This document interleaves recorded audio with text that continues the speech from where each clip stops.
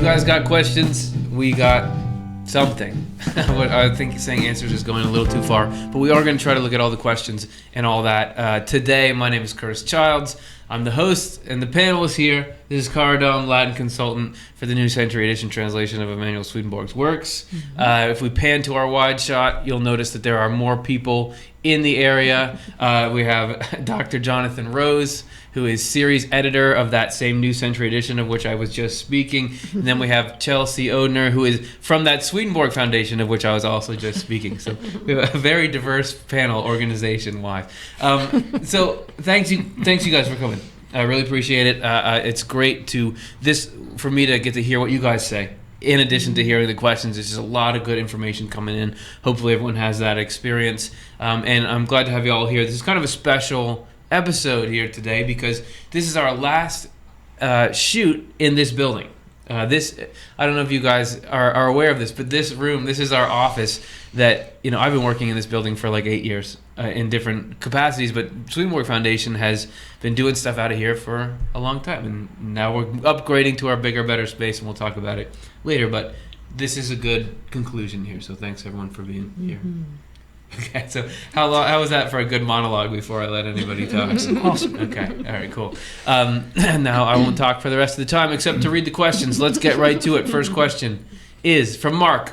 While alive, should we focus on bodily pleasures and materialism, which we can't get on the other side? And before I give the answer, there's an easy, definitive answer to that. I want to say, everyone who's watching live right now, get your questions in. These are not, we're not just pulling these out, we're getting these live. Okay, so what do you guys think? I mean, we're here. Look we got some time left. Do we need to just get at it and go get ours? And if so, why? If not, why? The answer that comes to my mind is that there's something that's the suggestion in the question is that there are bodily pleasures and materialism that we can get here that we can't get on the other side. The fact is everything on the smorgasbord is available there and more. That's right. And that's partly because we're spirits clothed with flesh while we're here. And so it's our spirits that are enjoying fleshly pleasures while we're here anyway. And all that stuff is still with us. You just have a purer body. You're even more sensitive in that other world. Your eyesight's better, your hearing's better, and so on. And so there's no pleasure that's available here that you can't get there. The danger, pleasure really, Swedenborg's system is not one that says that pleasure is just bad. It's not an ascetic type of deal where you're supposed to give up those things and just, devote yourself to God and don't ever have fun or, play cards or watch movies or things like that. You can have fun once a week. Once a week, whether you need to or not, half an hour max. And sorry, that was a real train of thought killer. No, that was good. But there are pleasures of two kinds Swedenborg talks about. There are some pleasures that feed the mind. You think of a pleasure that a child gets in learning and figuring stuff out. There's pleasure that improves us. And there are other pleasures that just come from hell, like an enjoyment of destruction or, hurting people or things or animals or whatever that comes from hell. And those are negative pleasures. But a lot of it, again, is not the exact activity so much as what your heart is doing inside while you're doing it. But in general, encouraging the good side is a better way to situate yourself. It's not a situation where you're going to run out of that, but actually the pleasures in heaven are more exquisite than the pleasures in hell. Mm-hmm. Yeah, it's sort of the opposite, according to Swedenborg. It's like, where you really want to get your pleasures is on the other side, because everything is not only more vivid there, but it's a lot longer. We're talking permanent as opposed to, it doesn't matter how great something was. If it's gone, it's gone. And it's a sort of a order of priorities too, right? Because he says, these sort of sensory gratifications that you can get, they're fine. The ones that aren't harming people are okay as long as they're not the focus of your life. It's sort of hell is, I want to put my pleasures above the needs of other people. Right. If I want to eat a cookie, this metaphor is not going to work. If I want to eat a cookie, that's fine. But if somebody else really needs that cookie to live, they'll die if they don't have that cookie. Okay, so then it's bad for me to take that cookie. So anyway, okay. That was good. That was good. I agree that the word focus in the question is interesting because the way Swedenborg lays out the four sort of basic loves in the human heart, love of God, love of the neighbor, love of worldliness or materialism, and love of self. They're fine if they're in the right order, but focusing on those lower two, Swedenborg says, brings you, in the end, misery rather than pleasure. See our video, the universal categories of love, if you want to break down sort of those and why they should be prioritized, how they are. Did you have thoughts on it, Chelsea? Well, I don't know if it's very useful, but just do it. Yeah, I had this is our last chance in this room for me to say something that's they not can't useful. shut us down before But I just had this thought today of like, there are places on the planet that I may never see while I'm alive in this world. And it just seemed weird to know of places and have seen pictures of places and I'll never get there. Yeah. And then I thought, like, is that, or I guess I was actually thinking whether my daughter would think that was weird, who's very little, because she's growing up in such a sort of like, well, Grandma and Grandpa just went to Africa and can't we just go here? Like, why haven't you been to wherever? And that how so many humans have lived on this planet and have not ever really seen all the marvelous places that are around the world. They've maybe only been within so many miles of where they were born and lived their whole lives. But so it was making me think about Swedenborg and his spiritual experiences and just contemplating what that travel must be like in the other life of like, could I go see? When I'm a spirit in the spiritual world, can you actually go and maybe see these places? Because he sometimes does talk about how, if you're just thinking of, what is it? He maybe says Greece or India in your mind, you can just be there.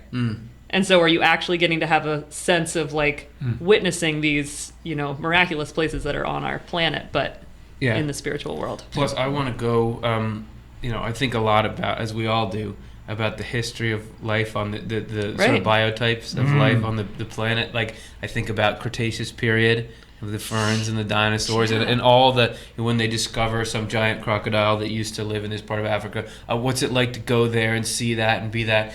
I just have this feeling like it's all present. Like somehow those things aren't gone and I'm going to be able to interact with them. I don't know why. As they say in Empire Records, I don't know where feelings come from. But hopefully, it wouldn't make any sense just to like, here, okay, I'm God, and I'm going to give you temporary access to something that you just you can't scratch that itch if you don't do it now. That just seems like that's what's the love in that. So hopefully, it doesn't seem like it. Okay, so the recap is the joy that you can get in the other world is a lot more intense and tangible and real than what you even get here. So it's not like this is the only chance to live it up. And, the more that we pursue the right stuff here, the more we live it up and live it up and live it up forever. So something like that. All right, let's get to the next one. Mary, when we dream, are these dreams our own personal visits into heaven or the other side? It's a great question. I'm glad I don't have to be the first person to speak on these. But who does want to be the first person to speak on these? Dr. Jonathan Rose, series editor of the New Social Media. Thank you, Curtis. It's a very interesting question. The ancients wrote that there are two gates of dreams, a gate of ivory and a gate of horn. And the idea was that you have some dreams that are true and that are communicating something important to you, and some dreams that are fluff. They're just... The ancients wouldn't have said this, but nowadays we would say it's your brain working things out, or it's storing memories and things are going on in your brain or whatever. And I find that very true in my own experience. Like that, at least that makes sense to me. That some dreams seem really meaningful. I'm learning something about myself or other people. I'm even being chided for my behavior, or I'm seeing things in a different perspective. And other ones just seem like, what was that? I don't know what was going on there. I don't learn anything from that. And so I think the the good news is that it is possible to have our own personal visits into heaven. Sometimes, I don't know how you guys feel, sometimes I feel like I'm being trained or taught things just in little, now and then it's showing me something, preparing me or something like that. So I think dreams can be a neat way for an additional channel of communication into us in addition to what we get in our waking lives. Yeah. But not every dream, I don't think, is doing all of that. One other thing I'll just mention is that Swedenborg says somewhere, I read somewhere not that long ago, that Swedenborg says that after we die, sometimes the spirits with us will go over our dreams. They'll talk about, well, don't you remember that dream you had? And that'll be part of the data that they're using of your life, like they're talking about. Yeah, here's that dream, and this is why you had that. And that's cool. There's some dreams that I'm thinking right now. I had this dream. I think my mom was there. It was like we're in this world that's like turquoise, and it was sort of like pools, like the tiling you'd see on the edge of pools, but it was like stretched on forever off into mist, and there was these huge things jumping from pool to pool. Let's go back and revisit that. Sounds good. What was that? What did that mean? I'll mark my calendar. Okay, all right. On the list, yeah. So, okay, Chelsea? Yes, and I just think, I was thinking of another thing that Swedenborg mentions, that when we are sometimes in very deep states of meditation, he says that our spirit can like appear to That's right. spirits and angels on the other side. So I sort of wonder if I kind of get the sense from my dreams that maybe this is a weird sort of analogy, but like angels are the ones holding the strings of like the different characters that are in my dream or the different scenarios somehow, kind of like giving me this experience that is helpful and instructive or whatever. Like that can sometimes be a kind of dream I have. And then there could be a dream where it actually does feel like I'm going out of myself entirely into an entirely new place and having an experience that is in, the spiritual world or something. But so it seems like, and so of course there are dreams like you were describing of the seemingly just functional whatever to our minds, but that it might be that because when we are in a dreaming state, sort of the overall principle is that Swedenborg describes it like the more we sort of withdraw our senses from, while we're awake and active, we're very rooted in this physical world. But then when we go to sleep, our spirits are more sensitive, I guess, maybe to sort of spiritual information. Yeah, absolutely. Cara, do you have any dream thoughts? No. Well, I have my standard response, which is go see our episode Where Dreams Come From. We also have a Swedenborg Minute of the same name, and he does make reference to the nature of different dreams. He says that some dreams are instructive and prophetic, and these come from heaven. Some of them are antagonistic, and they're from hell, and the others are fluff. Or like what amount to little more than games, or whatever he says. So it does seem like there are different qualities of dreams, and I think we see this in ours, that you can have some dreams that you wake up and that's silly, I can tell that's superficial, and other times something is really real and really meaningful. Somebody died and you see them or something.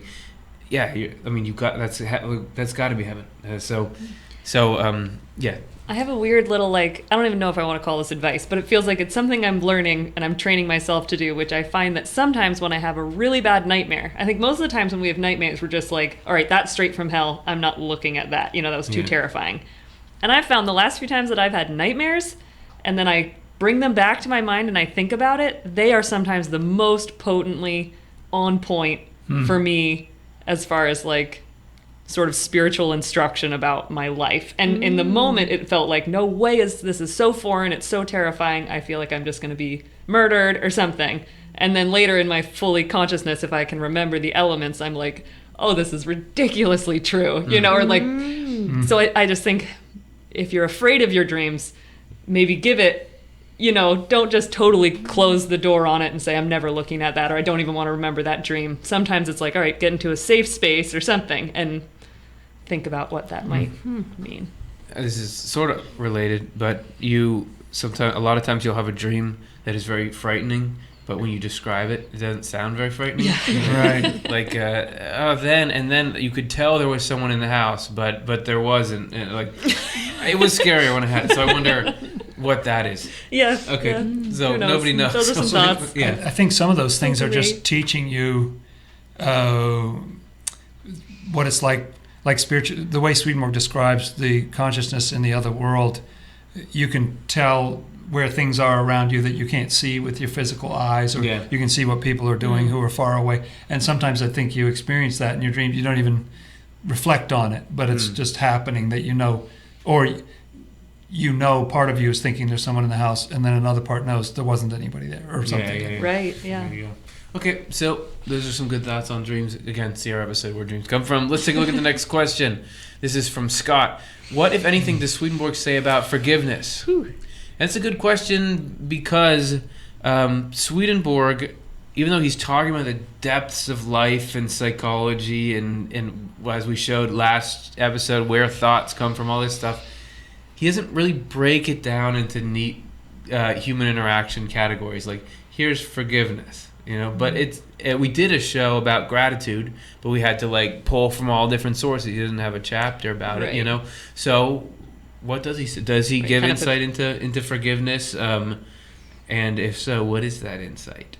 I will start this time by saying he does give this internal sense of when Jesus is asked, how many times should I forgive? And he says 70 times 7. And our numbers show we learn that means all.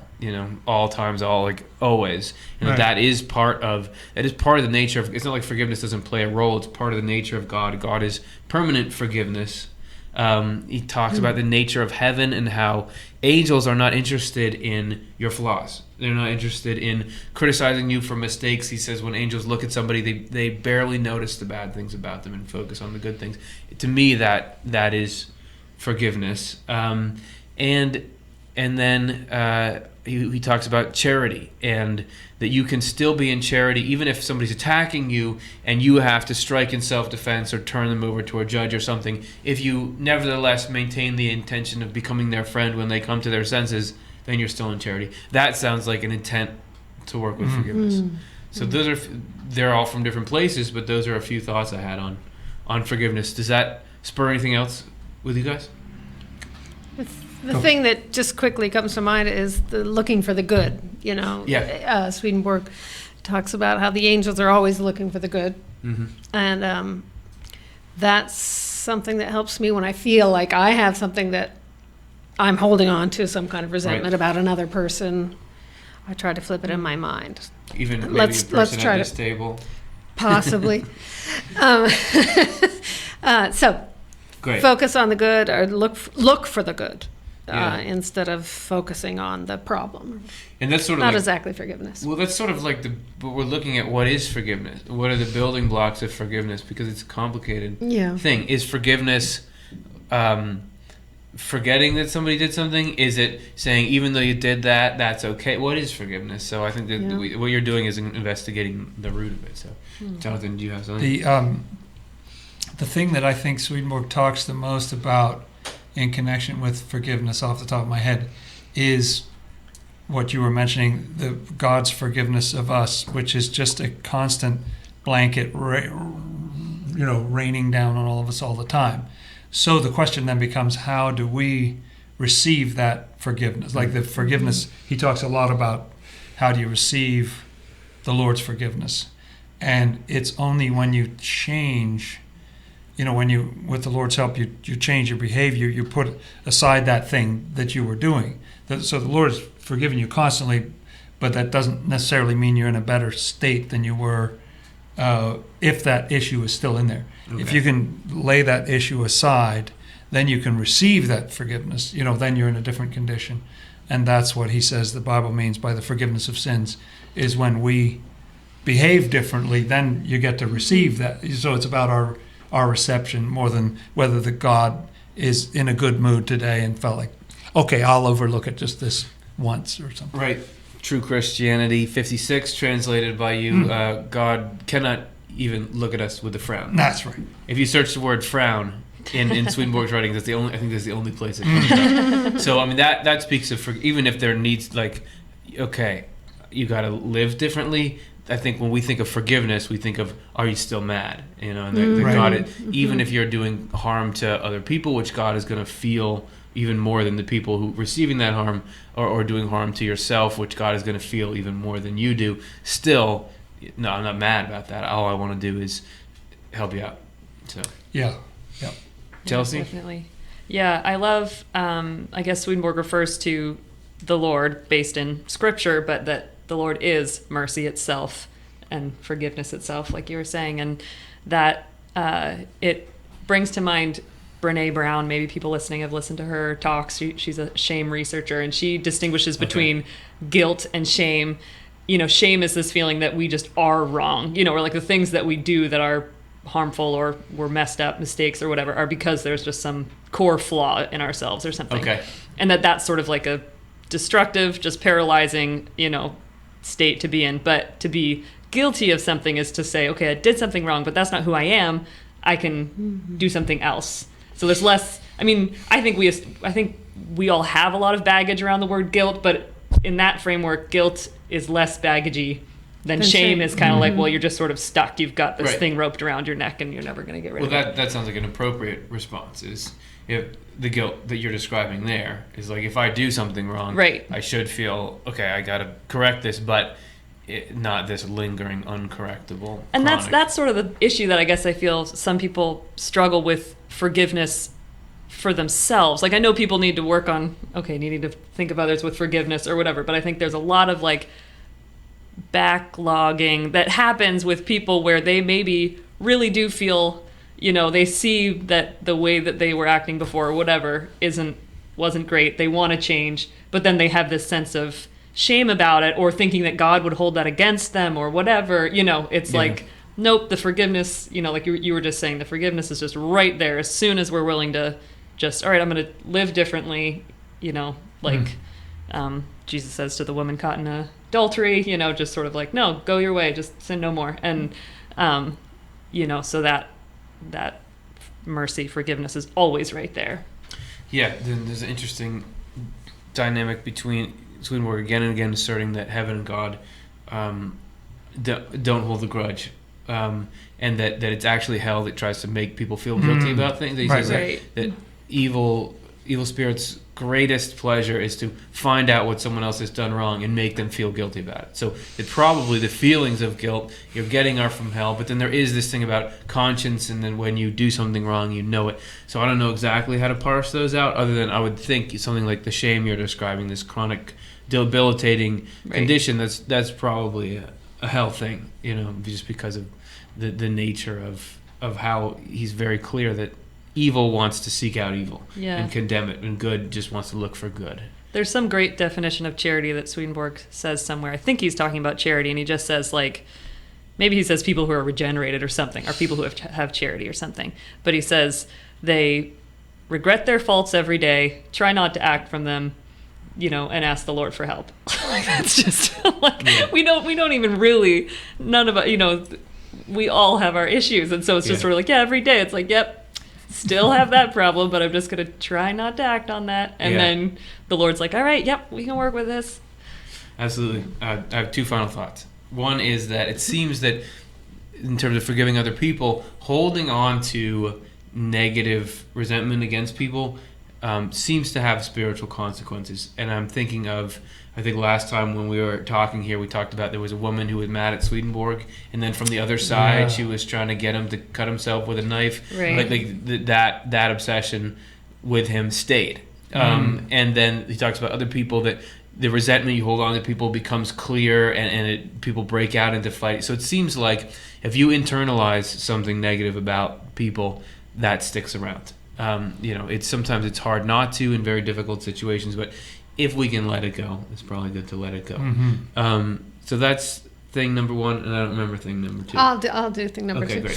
Thing number two was the teaching that the Lord doesn't allow anything to happen unless something good can come of it. Right. And of course, there's lots of different levels of being offended or hurt by other people. But again, it's a game I try to play about whatever I'm resenting in somebody else, what good, even if it's some awareness in my own mind or something, what good came from what seems like a bad experience. Yeah. What is the good that might be hanging around the corners if I look for it? And this was not going to be my second one, but it made me think of it. In the Bible, God, you meant it for evil, but God meant it for good. I will say that phrase when I feel like I'm trying to be pushed into some kind of resentment about that or something, or like this person did this to you. For some reason, that has a lot of power. The idea that because it refocuses the mind on, rather than it's this drama between people, this is the divine is operating through this, and it takes away the I was victimized, which really makes it hard to forgive, because then you feel like you lost power. But that's been a good one for me in that area. All right, let's go to the next thingy. Sean, how do you feel about reforming evil or bad spirits? Right. A lot of people talk about a lot of people who report vivid experiences with negative entities will talk about, I was able to walk them into the light, or I was able to show them where they were, or that they were somehow tricked and then I set them straight, or that kind of thing.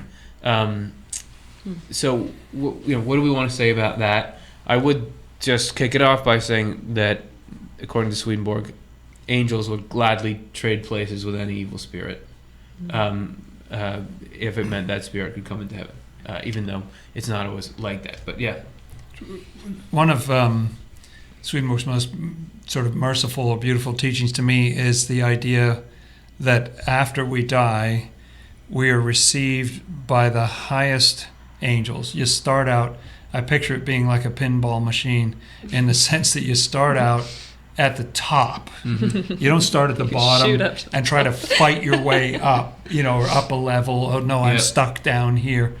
Everybody starts out at the top, and the only reason you leave the top is if you just can't bear it. Then you go to the next level down.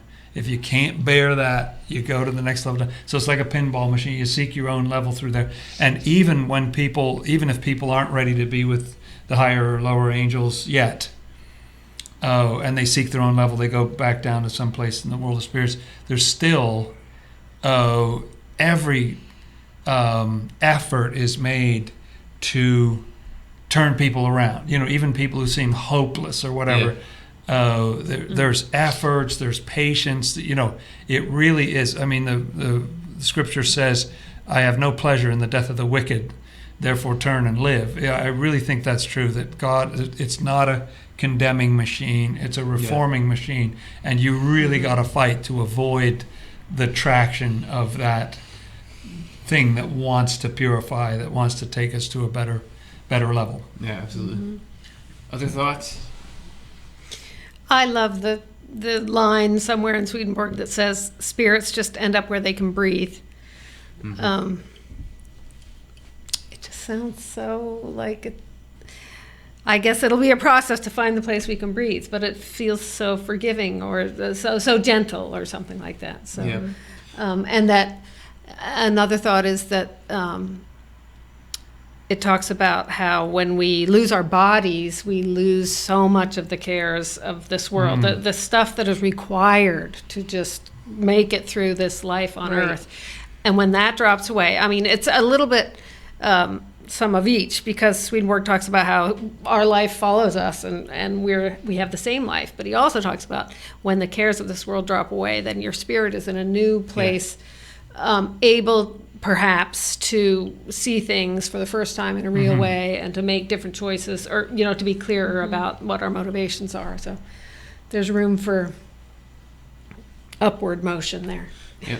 And with where you go to where you can breathe, we did an episode that's called "The Good Thing About Hell," and if you look that up, just in case, it's good to get the sense of Swedenborg's description of the state of evil or bad spirits. That where the condition that they're in, the location they're in the afterlife, is the one that allows them the happiest possible life that they can have while loving the things that they love. So I feel like that's an important part of it, is that it's not like you're receiving punishment. It's this is the best we can possibly give you, to give you as much happiness as you can have in the condition that you're choosing at this point. So. There's a scripture that talks about the valley of decision, It says it a couple of times. It's in the Old Testament, the valley of decision, multitudes in the valley of decision. I think of that area where we go, the world of spirits that Swedenborg talks about after we die, is the valley of decision. He describes it as looking like a valley in the other world, because the heavens are the mountains and the hells are down beneath and stuff like that. Yeah. And so there's so many people there, and there are all these efforts being made to lift people up, to turn them around, and in that valley of decision, some people decide to go down, but you got to be determined. I mean, you've really got to put your heart into it. Yeah. All right, let's go to the next one. Zeke, if our thoughts are a result of spirits when we are in this world, where do our thoughts come from when we are in the spirit world? Hey, that's an awesome question. That is a good So question. last right there. week we did a show that's called Where Thoughts Come From, where Swedenborg reports that his thoughts were being influenced by the spiritual world. So hey, once we're in the spiritual world, what's the underlying mechanism of thought? Educate me. Yes. Well, I guess one little anecdotal thought is that there's that one great quote that we came across once, I think, for a show that just talked about Swedenborg having there was like a great word that he used to describe how sort of like irritated he was at first when he just realized how public all of his thoughts were in the spiritual world, like that it took some getting used to, that there's just such a, so it just seems like there's such a there's a balance between just total sharing of thoughts, and yet or it seems like our life in this world is really about us getting clear about who we are and what we want to think, so that sort of like that sense of self, that owning part of us that says this is me, gets to just keep moving around in the spiritual world as far as like getting good at deciding this is who I want to be. And yet that thought or that feeling that we're taking on as our own isn't really us. We know it's just ultimately, if it's good, it's just love and wisdom, from the Lord or whatever. So it's such a shared, we're all just getting to sort of identify with the parts of the Lord, I guess, that we resonate with or something. Yeah, and it makes me think partly about equilibrium, and also about at the same time that the Lord is showering out. I picture like the sun, there are these particles that just come shooting out of the sun at these tremendous speeds, and the Lord is constantly showering things down on everybody in both worlds, and so thoughts, and so Swedenborg says that it will flow down into the highest angels, it'll flow through them into the middle angels, flow through them into the lower angels, flow through them into the world of spirits. It'll flow down into hell, it'll get turned upside down by hell, and then it'll flow from both of those places into the human mind. So thoughts are still cascading. When you move up a line, you're still getting that cascade. That's right. And equilibrium, a lot of the time while we're in this world, we're sort of like that old picture of an angel on one shoulder and a devil on another. You have good and bad influences. You have angels and evil spirits with you who are pulling you in either direction. But after we die, if we choose, we roll up. And so if you're in the middle heaven, the higher angels are bringing you up, and the lower angels are actually bringing it down. Their advice is not as good. You know what I mean? Yeah. So you still have a kind of equilibrium between these things. But it's a softer equilibrium. So thoughts are coming from both sides, and they're flowing. And as we talked about in that show before, there are myriads of spirits and angels involved in every thought that we have. So it must be amazing if you can sort of see it visually or whatever, that it's cascading through this system like billions of neurons firing. All thought, all consciousness is this collective project by the entire human race that's being powered by divine love and wisdom, as you're saying, that we are little synaptic connections, each one of us, in this giant brain of consciousness, that we're not isolated, we're part of it, and we're involved in the thoughts of others. And it's a weird sounding system at first, but then it becomes this grand kind of inspiring collective. And I would add that we're already in the spiritual world. I mean, we have the physical body, but the thinking part of us is already in the spiritual world. So it does change locations, but especially initially when you're in the world of spirits, spiritual world, world of spirits. World of spirits is that first area. You have a lot of the same kind of thinking that you they used to have. You even seek out the societies that you were thinking from in the world. So it's a gradual shift away from that. So when Swedenborg describes having the death process, he specifically talks about how his thought was shut down. Yep. And it's very, I think that switchover, I like the question. I think it's a very perceptive question. And I think there is a switchover that we go through where you're off the other system. Yep. You know, and you come through. So there is a little sort of switch. It doesn't take long, but there is sort of you shut down this stuff, and then the spirits think you've died, and so, okay, move on to the next person or something. And, Right. you know, you're in a different, it is different. For anyone who's interested, we just taped an episode called How Angels Take Care of Us When We Die, where we go in detail through Swedenborg's description of the death process and that very switch that you're talking about. So, all right, great question, Z. Seems like you've had a show about everything. Yeah, we're trying to make us obsolete. We're like, you will not get a live person when you call. We'll just refer you to the next One of the program. shows. It saves Refer money. you to an episode. That's right. Yeah, That's right. Okay, let's take a look at the next question. Joshinator 1, do those who move away from heaven to hell know that they're in hell? Yeah. I would say usually not.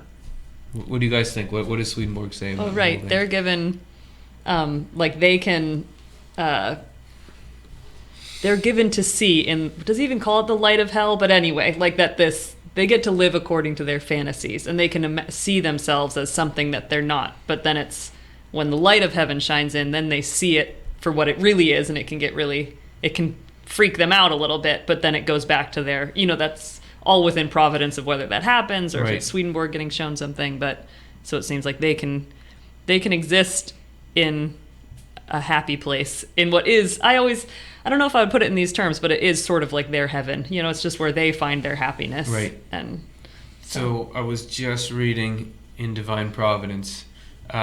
He talks about the will and the understanding, or the emotional part of us and the intellectual part of us.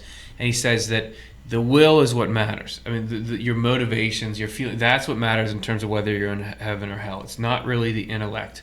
And he says that the reason why he can meet a lot of people who are in hell who don't even believe there's life after death is because even if you are convinced intellectually, this is how it is. If that's not what you want to have be the truth, he says that the will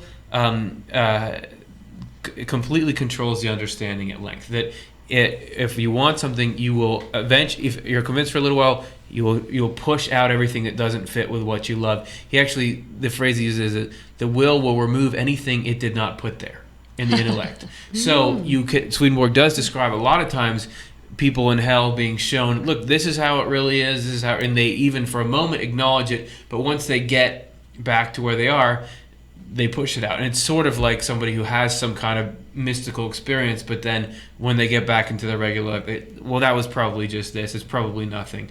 It's everybody, that's the essence of freedom, is that the intellect can almost be forced, because he talks about people being convinced so that they had to admit, oh, this is really what's true, but nobody can be forced to feel a certain way. So when you get back into your own house with your own friends, your own social circles, your own books, whatever it is, you find a way to say, no, none of that was all just tricks anyway. That wasn't real. Everybody is informed, like everybody's told, and they get it, like at a certain level, as you say, when the mind is lifted up. Yep. If that's the choice they've made, it's shown to them. They get it. I think the angels are pretty careful about, like, it's important that you realize what you're choosing here, or whatever. So it's explained and everything while they're lifted up, exactly as both of you were saying. But then when you go down into yourself, you blame God, you blame the angels. It was the wrong, and you're mad about it. And but the fact is that you were told, and it was a choice. But because of their nature, they don't want to see it that way. And it's very much like the light of heaven, as you were saying, Chelsea, that the light of heaven shows the truth of the situation. So they see the truth of the situation. The human mind is can never be deprived of the ability of the intellect to Right. rise up into a higher light and see things. Yeah. So Swedenborg's talking to people and calling on their higher nature and lifting them up all the time and telling them things, and then they see it, and they realize, oh, I was a fool. And people who don't believe in life after death are told, don't you remember that angel who told you you're dead now and all that stuff? And they go, oh yeah, it's still in there somewhere. But as you say, when they go back down, from the consciousness is gone. Yeah. And so, in hell, I don't think they're in hell. I think they They're think just- something else about We're it. just living in whatever city we're in. Whatever it is. Because it would be painful. It wouldn't be conducive to happiness if you No. if the love is of evil things. Having truths in there causes friction and misery and guilt, and not in a helpful way. Right. So it's all an act of love in that way. Cara, did you have any thoughts? Okay, great. So we will not force you to go against your will here. So, all right, let's move on to the next question. Antoinette, the Bible says that the dead know nothing and refer to dead as sleeping. So if this is the dead know nothing, how can there be spirits watching over us? And I think that we have answers to that. Does anyone want to comment on that particular scripture? Well- So let me set this the emotional tone here. It's very clear in the Bible the dead don't know anything. So how can they do all these things we're talking about, educate people, show people things if they don't know anything? And some people take that to mean they're not even conscious. So how are you guys going to just go against what's in the Bible like this? Well, to me, you've got one passage in the Bible, you got another passage in the Bible. So you've got, I think it's in Ecclesiastes where it says this, that the dead know nothing. You've got Jesus himself saying on the cross, today you will be with me in paradise. And he doesn't say... To the thief, to the thief. And he doesn't say you'll lapse into an unconsciousness or you won't know anything. Yeah. There'll be a you, there'll be a me, we'll be together. You and I are going to be together in paradise, which does not suggest that there's a discontinuity when Scripture also says that God is not God of the dead, but of the living. Right. For all live to him. And there are actually many scriptures that suggest an ongoing consciousness. The fact that angels are so smart, not only about what's going on in heaven, but also about who's pregnant in this world and who's related to who and what's happening and all kinds of things. Man, they had Facebook. They're Facebook way before we way did. before down we here. did. Way before we did. They're all over it. They know when it's someone's birthday because that notification. They know, that's right. They say, oh, it's 6 months now, and Yeah. they know the whole thing. So what Scripture means. So the question is, what does it mean when Scripture says that the dead know nothing? I think what it means is the dead means spiritually dead, We were and just talking about this in the last question. spiritually dead, Yeah. and their Right. knowing nothing means they know nothing of truth. Just like when Jesus says, without me you can do nothing, it doesn't mean, oh, you can't get out of bed. It means you can do nothing of good. Yeah. Like often there's a little, there's an implied extra phrase in there. So the spiritually dead aren't willing to receive the truth. They aren't aware of it, and so on. So you'll see that kind of thing sometimes, particularly in the Old Testament. That suggestion is not made in the New Testament. And I think if you look at the correspondences in the Bible, there's always something there. And when you set it even just literally against other passages, that I've come that they may have life and may have it more abundantly.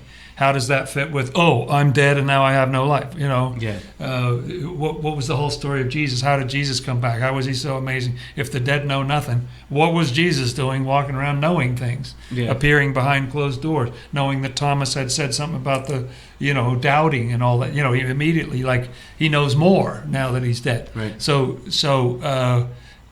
One passage can sound that way, and maybe there's two or three of them, but there's a wealth of passages that suggest a higher consciousness. And the reason I was saying we were just talking about this is, if you've seen some of our episodes, watch our episode, What the Bible Is, which gives you a breakdown of correspondential reading of Scripture, which is what Swedenborg's whole worldview was based on. the words are parables. So the dead know nothing. Death, there's not death in the way that we think of death, like the Right. cessation of consciousness. That was the principal thing Swedenborg discovered when he first started having these experiences.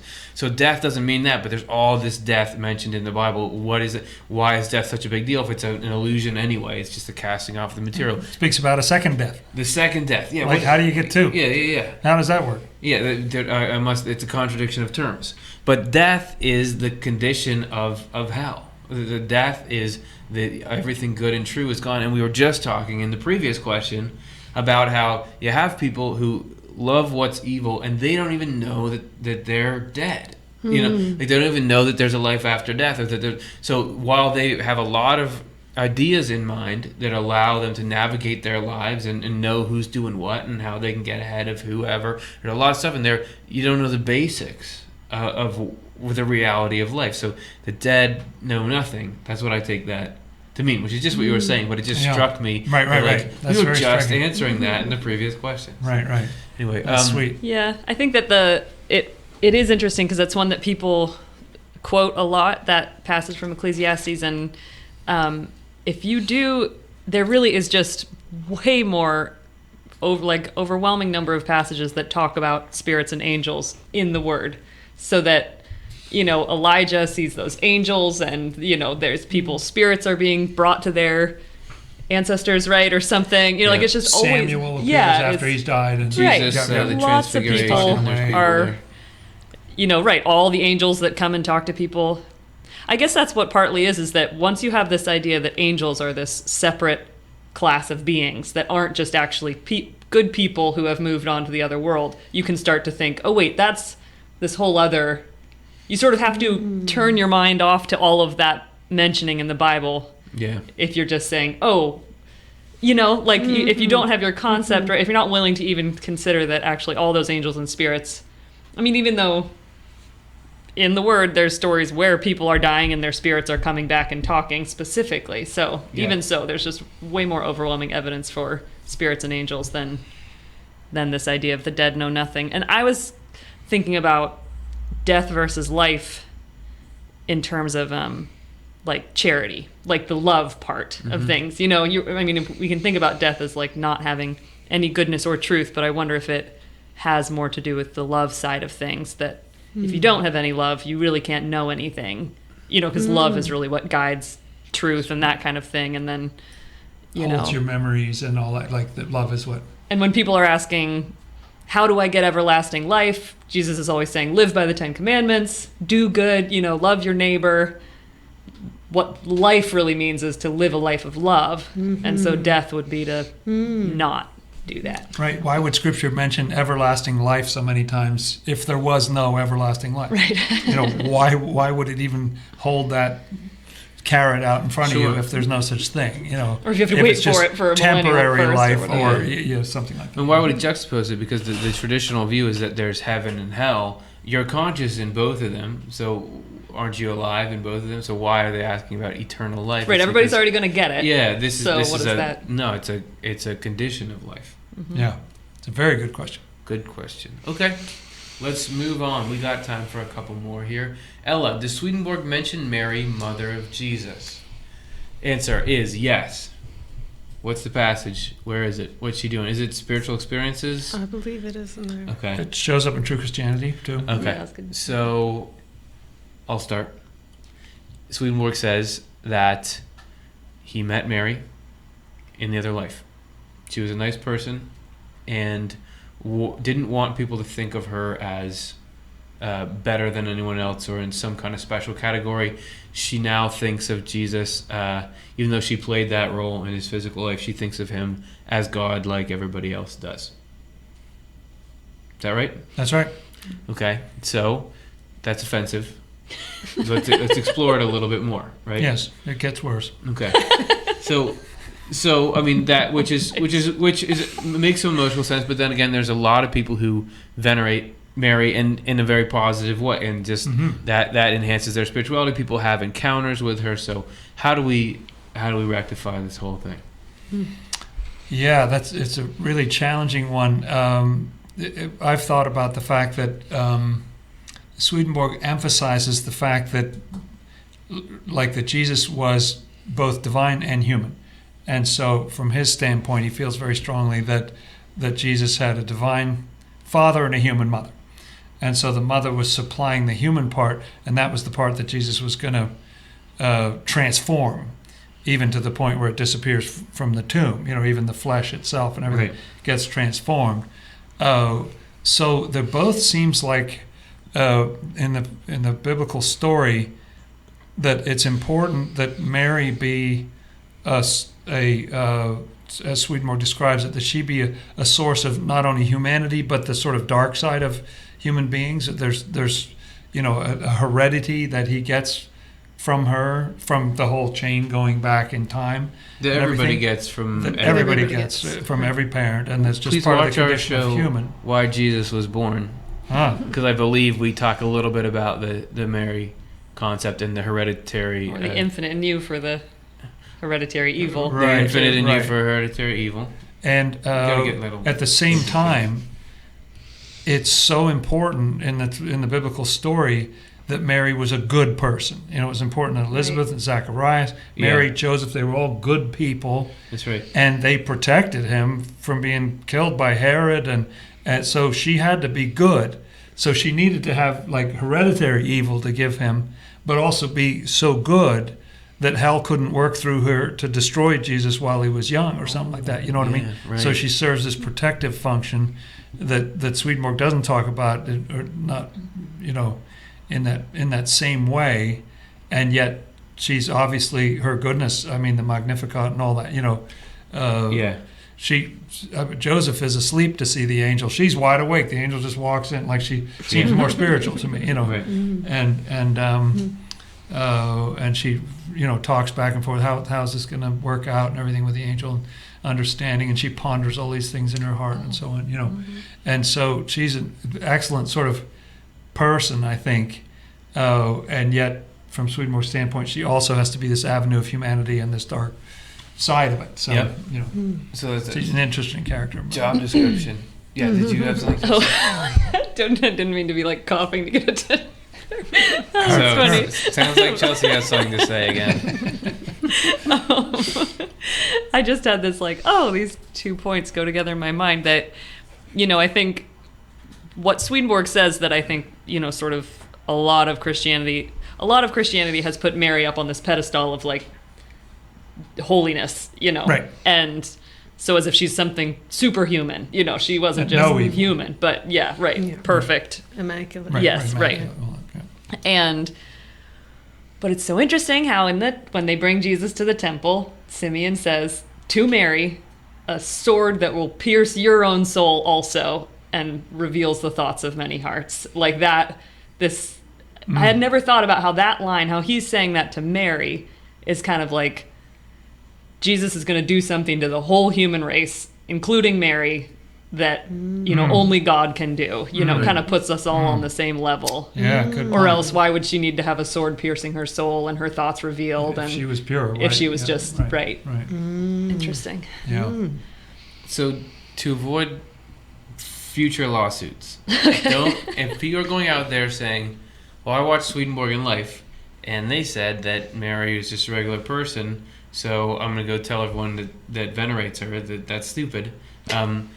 That's not good, because we don't know what's actually going on in the heart and mind. Swedenborg talks about somebody who is worshiping with some kind of carved figure or something like that, and there are some, I think, Christian spirits around that are like, that's idolatry, that's evil. That's idolatry. But he looks internally, actually, the devoutness that person is gaining from that interaction is actually much greater than the Christian spirits had that were around him. So I don't, something so beautiful in the person's devotion. Yeah, there can be so whatever people. There's some people who are getting some kind of nothing much out of Mary, but some people may be getting this something really real there, and we don't know exactly how it works.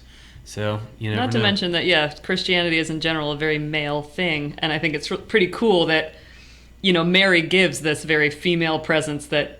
You can think of a mother, you can have a hard time conceptualizing God as a woman or as a mother, but even though God speaks of himself as a mother hen and that kind of thing, a lot of feminine language, but so I can see that including Mary in this concept or something can be feeding a sort of Right. need that. There's some providence Yeah. in the whole thing. Yeah. I Okay. love Mary. She's great. She rocks. All right, next, let's do one Behold more. the handmaiden of the Yeah, yeah. Yeah, that's right. Yokopo, do you think we have a choice in what type of angel we become, what community we will join by focusing on different things in our lives? Or do you think the Lord has a plan for all of us, or a mix of the two? I always quote this, but Forrest Gump, right? Both is happening at the same time. That's what she's asking, because it's sort of the pinnacle of the movie, and it's like, what is it? Is it or Jenny's saying this as she's, spoiler alert, dying. Forrest Gump, if you haven't seen it, and she says, "What's happening?" I think it's her. Are we being just pulled through life by destiny, or are we making our own choices? And he says, "I think both. Both is happening at the same time." So what is it though? Is it that if I focus on something, am I changing what kind of angel I am? I think at birth we are given a nature. Like I've seen it with my children, with my grandchildren, and everything. Like right out of the womb, you're someone different, and you're different than anybody else. You're different than your siblings. That's amazing, and that's a pre-choice. Like you didn't choose. Right. You already you come right into the world with a nature. And it's not that it's not negotiable or you can do things about it, but I think it is He who has made us and not we ourselves. I do think there's something about the nature that's created, even though that by itself, Swedenborg says, is not going to go to heaven unless we make some choices. So I think there's a part of it that the Lord does shape, but I don't think, I've been thinking about this a lot and talking to some friends about it. I don't actually think the Lord has a plan for us, like sitting there sort of, well, I was hoping you were going to turn out a little more like this. Or, If you're going to play football like I did. Yeah, right. When I was your age. Yeah, the main choice I think that we have, so we have a certain nature, but one way that I've pictured it sounds very strange, and it is even stranger than it sounds. But I picture sort of a column, and that's our column, and so that's sort of set. We have a certain column. We occupy a certain spiritual space, but we have a choice of 3 different kinds of evil and 3 different kinds of good that we can be within that. And you open to the lowest kind of good by being willing to modify your behavior. You open to the second kind of good by being able to letting sort of the Lord into your thoughts, into the level of your thinking. And you, in the highest level, by letting the Lord into your heart, reforming at the level of the heart. And then there's 3 versions also about just actions and thoughts and will being evil on the other side. Yeah. And so in terms of your focus and so on, I think you do have that choice. I think there's sort of 6 yous that you can be.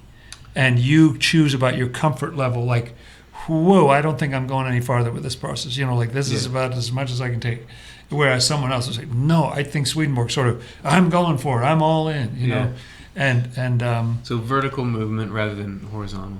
Yes, I think so. And so there's some things that are determined because to make up a human nature, like who could create their own nature? It's beyond our pay grade to do that. But then I think there are choices in there. So particularly the focusing on like opening up your heart or being willing to go on that path is the highest kind of path. Great. Other thoughts? Yeah. Swedenborg talks about in one of our shows, maybe Spiritual Light, we talk about how angels are like prisms, or like they make their own rainbows. Like we're all sort of our spiritual, like our sense of self is like a rainbow. But this idea that like whatever we are, we can be gradations of super, super cloudy and opaque, or sort of like the higher end is getting more and more clear to the point that we just let the Lord's love and wisdom through us, and then it creates this very unique rainbow, I guess. So it's just interesting to think about how obviously the Lord created what we are, but then we get to open ourselves, make ourselves more and more translucent, and then whatever the love and wisdom does through us that was up to the Lord anyway from the get-go in a Yeah. way. So it's similar to what you said, but like Swedenborg does say that when we, in the spiritual world, we can grow infinitely in love and wisdom. Like where it's just we can just keep going, obviously, And so in that way, even though we are a very unique will and understanding that the Lord created, that within that container, there's this infinite potential for growth. Yeah. But so that personalities are wild, And when you got the whole shared memory thing going on in the spiritual world, maybe you could have a day where you're something that you're not. I want to just alter my previous. I want to modify my previous Okay, that's $5. answer. Okay, Reformation. $5. That's just cheap. Well, there's a partnership with the Lord, and I think the Lord waits to see what we'll choose. I do think we have I think there could be, if you did the movie or something and there were 6 yous, I think each of you might turn out differently. I think we do have a lot of choice. So that do you have a choice about which community you join or so on? It's about what stirs your heart, but we do get to choose. Sort of like, I'm moving in this direction. I really love this right now, or I like this. I don't like that, and So anyway, Okay. so I think there's more freedom than my stupid column thing.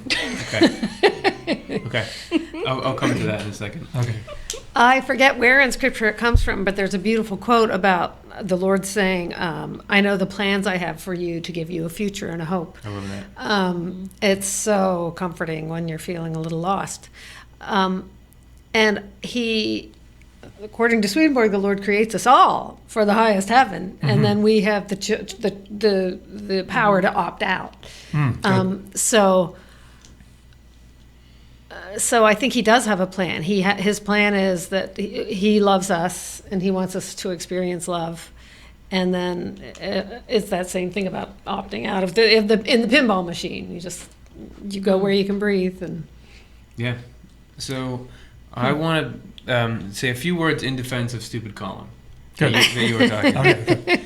Thank you. Well, and this wraps back around, just like pretend we're doing our comedy special right now and we reference the first joke again, how they do that. This wraps back around to the first comment of, should we try to get particular pleasures while we're here on earth? Because I find the most comfort in the idea that there's one place for us, and it's just about how much of it we unlock. Like there are video games where if you beat it, that's one thing, but if you beat it at X speed, you unlock this photo gallery or there's more and more unlockables. Because otherwise, I play the guitar, but I haven't been playing it recently. Being a guitar player is a cool thing. Like you're like a cool guy. If I don't play it enough here, will I not have that angelic guitar player ethos? Am I? It's just sort of like It's so coveted. It's so It's sort of like, are there places in this world I'm never going to get to see? It's like, do I need to right now be like thinking, whoa, what's all the coolest stuff that you can be? Do I need to somehow make sure I'm in there so that then I can be this thing? But if there's just one place for you, which Swedenborg says, nobody can be in any place but their own. That was also in Divine Providence. Yes, that's right. That's true. Nobody can be in any place but their own. What does that mean? All I know is when I think about, I need to make myself the best I can be, or whether I choose to go play sports or play music, that will change who I am. That stresses me out. When I think about, there's one place, and the more that we open up to God, the more we are there, that makes me feel good. So I think there's true freedom, and so I guess what I object to about the idea of a plan, and Cara got me with that scriptural reference. That's true. The Lord does have a plan. But I think His plan is pretty open-ended. It's like peace, it's love, it's a great outcome. Same His for plan, everybody. right? Kind of that's His plan. And but within that, there's a lot of freedom. It's not like, oh, you should have turned right. Oh no, I was hoping you were gonna. Oh darn it. He's not sort of fretting about. He's delighted when we say, I went left. He said, okay, left, good, we'll do left. Right. And I think he works a lot with our freedom, and we build something together. We build a partnership together. There's a great quote that I'm not going to quote correctly that is something like, the Lord, but it's a translation anyway, so, right? That's Okay. That's right. Unless you know the Latin. Yeah. So, like the Lord flows into us, or the Lord flows into each one of us into the very thing that makes it seem as though it were of ourself, or something like the Lord's life flows into us, into our proprium, into our sense of self. Sense of self, right? And so right. it's so he says like it's the very thing. Oh, the very thing which the Lord animates in a person is the thing that makes it seem as though it were of itself. Like that. So we're always receiving life from the Lord, and there is no space between the Lord's life coming into us and us knowing that it was us all along. And the Lord that is never going away.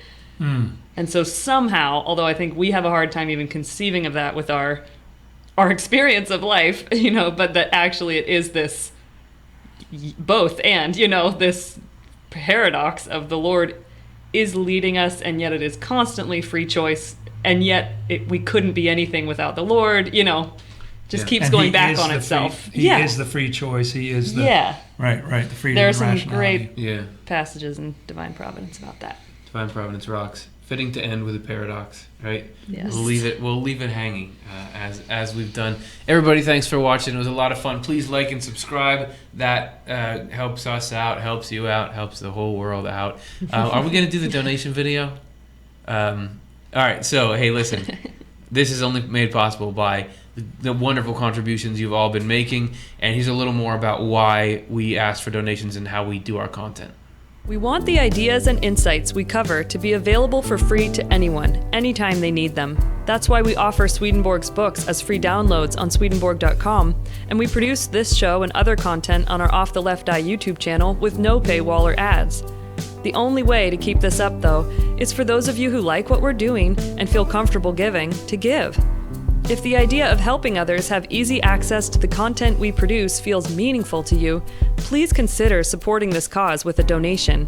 Give if you can, receive if you need. If we cycle through this way, in the end, everybody wins.